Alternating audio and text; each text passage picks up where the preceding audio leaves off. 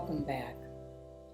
The topic today is that women around the world are much the same, especially in business.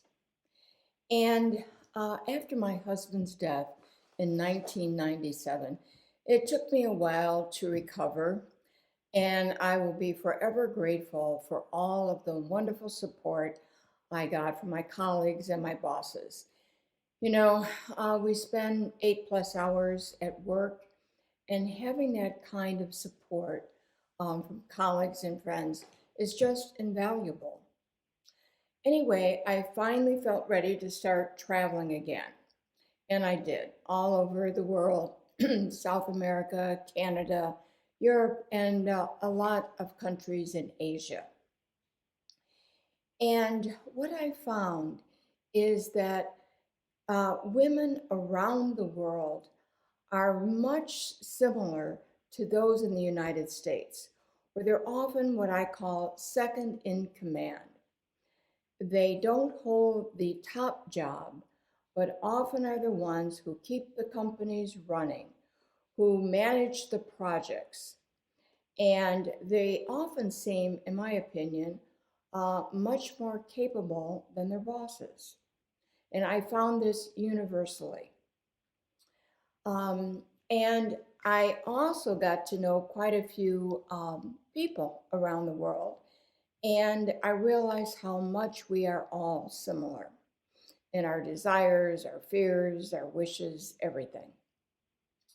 And a couple of the heartwarming things that happened to me is I had a colleague who I worked with for many years who originally grew up in Hong Kong.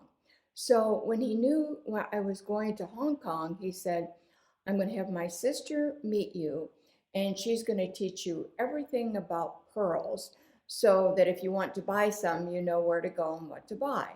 And sure enough, I did.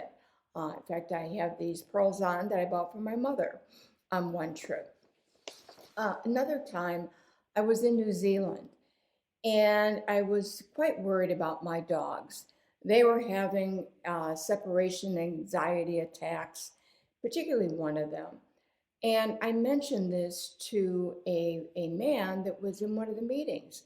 I don't know why, but I did. And he said, on the next break, we're going to go to a pharmacy and where I'm going to get you something called Rescue Remedy that I give to my son always before he takes an exam because he gets very nervous. So we bought some, I tried on my dog, and she got better. And I don't know if it was just time or, whatever. And then one time I remember in Bangkok, a woman said, after hours, after the meeting, I bet you like to shop. Let's go to a bazaar. She took me to a bazaar that I would never go to on my own. All kinds of mazes and, animals and things. And I just thought, oh my gosh, I'd never do this on my own, but I had a wonderful time. So I often did business in England, and I got to know a woman in England quite well. And we used to go out to dinner after work hours, and just we both felt so comfortable. We were very open about our feelings. We agreed that women were the ones that were keeping the businesses running, but didn't get the recognition. We also talked about, the men at the very top seem to exude a commanding style where the women underneath them don't. And we talked about what came first, exuding this commanding, in charge style, or does it come when you get the position? We talked about how religions diminish women. And we also, laughed about how when women became pilots and started being the chief pilot, how some men were afraid to fly. So what we concluded, what we believed is that women around the world are quite competent, just like they are in the United States. Before I traveled so extensively, I had this false impression that women in the United States did better and were superior in education and training than the women around the rest of the world. Very wrong conclusion and impression. And I'm sure even today, women around the world are even more educated and they are holding higher positions.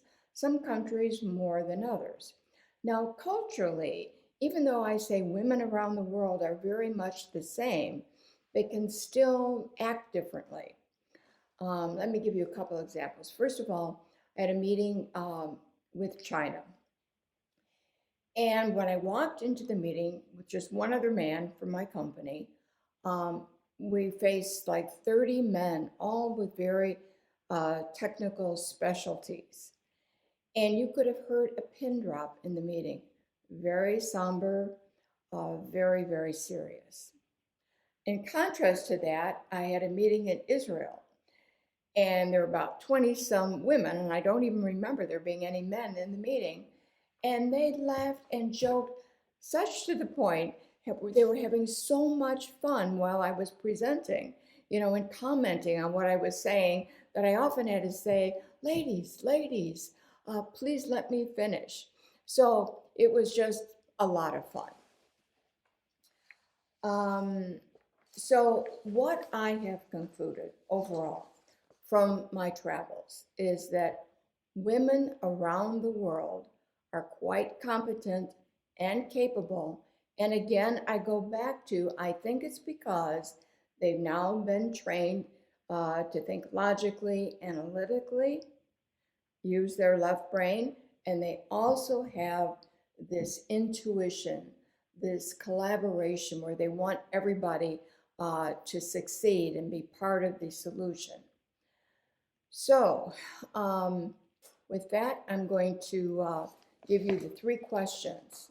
And I must finally say, if you have the opportunity, not just to go to the highlights in a country and see the wonders of the world, but to really get to know the people. It is one of the most fabulous experiences I've ever had in my life. So question number 1, do you think men have a natural ability to exude more confidence than women? Or is this a learned ability? Question 2, how do women overcome decades of negative feelings about discrimination? I used to think all women are angry, and now I've kind of expanded that to thinking that really anybody, any man, woman who's been discriminated against has some level of anger. Do you agree with that? And question 3, how do you think the United States compares to other countries in terms of female leadership? With that, the next video is going to be understanding negative perceptions. Thank you again for watching.